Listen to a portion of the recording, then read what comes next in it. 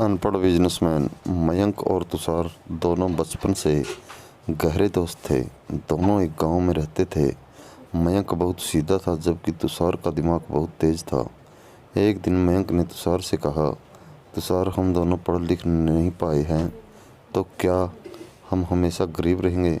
तुषार बोला, तू चिंता मत कर, तुझे कभी गरीब नहीं रहने दूंगा। बस तू मैं जैसा कहूँ वैसे ही करता रहे। इस बात को भूल जा कि हम पढ़े लिखे नहीं हैं। पैसा पढ़ाई लिखाई से नहीं कमाया जाता, पैसा दिमाग से कमाया जाता है। इस तरह बात करते करते दोनों घर पहुंच जाते हैं। मयंक जब अपने घर में गया तो उसके पिता कर्मपाल ने मयंक से कहा, मयंक, तू तुषार के साथ घूमता फिरता है। यह न तो खुद कोई काम करता है और न तुझे करने देता है। बेटा, ऐसा कैसे चलेगा? मेरी बात मान, कल से मेरे साथ खेत पर चल, दोनों मेहनत से काम करेंगे। यह सुनकर मयंक ने कहा, पिताजी, आप मुझे 1 साल का समय दे दीजिए। मैं तुषार के साथ मिलकर कोई काम करना चाहता हूँ।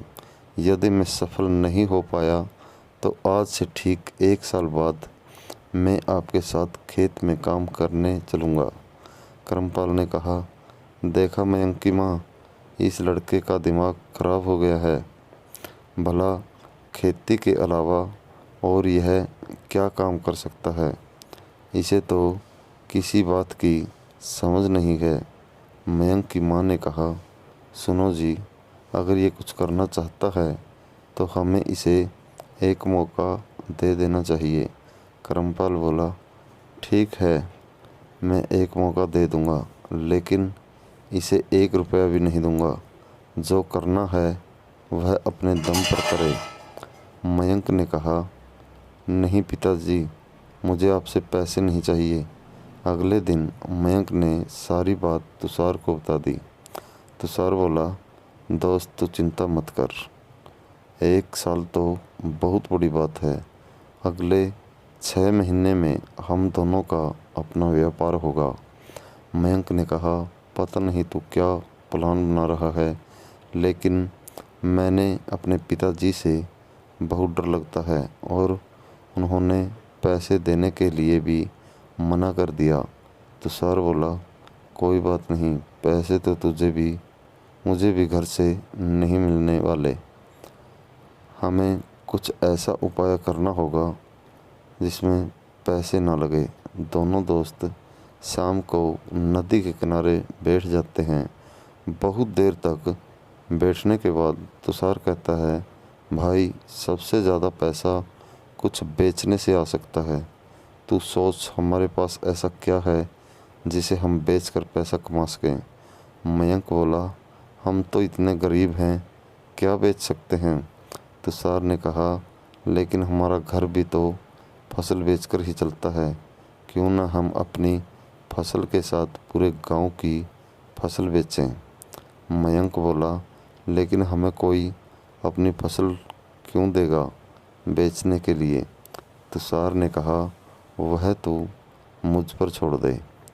उसके बाद तुषार शहर जाकर अनाज दालों के मूल्य पता करता है। जहां उसे अनाज का मूल्य 3 गुना मिलता है। अगले दिन तुषार किसानों के पास पहुंच जाता है और उनसे बात करता है। किसान तुषार को फसल बेचने को तैयार हो जाते हैं।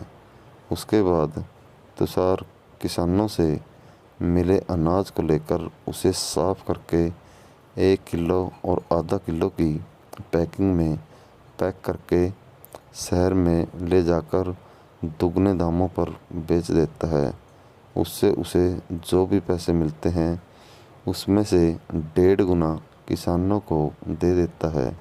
इससे किसानों को उनकी फसल का दाम 1.5 गुना मिल जाता है और अच्छी पैकिंग करके तुषार को उसका दाम 2 गुना मिल जाता है। धीरे धीरे वे इस बिज़नेस को बढ़ाने के लिए बड़ी जगह ले लेते हैं और आसपास के गांव से भी फसल खरीदने लगते हैं। कुछ ही दिनों में उनकी बहुत कमाई होने लगती है। इस तरह दोनों दोस्त एक बड़ा व्यापार जमा लेते हैं। अब वे दोनों केवल बैठकर व्यापार चलाते थे। उन्होंने कई पढ़े लिखे नौजवानों को अपने यहाँ नौकरी पर रख लिया था, जो उनका व्यापार संभालते थे। कुछ ही दिनों में उन्होंने शहर में एक ब्रांड नाम के साथ अपने स्टोर खोल दिए। इस तरह बिना पढ़े लिखे केवल दिमाग लगाकर दोनों दोस्तों एक व्यापार शुरू कर लिया था। बस हमारे अंदर कुछ करने का जुनून होना चाहिए, रास्ता अपने आप निकल जाता है। दोस्तों, ऐसी ही मोटिवेशनल कहानियाँ सुनने के लिए हमारे चैनल को सब्सक्राइब करें और बेल आइकन को प्रेस कर लें, ताकि आगे आने वाले वीडियो का नोटिफिकेशन आपको मिलता रहे। आगे भी हम ऐसी ही कहानी आपके लिए लेकर आते रहेंगे। कमेंट करके ज़रूर बताएं और शेयर करना न भूलें दोस्तों। धन्यवाद।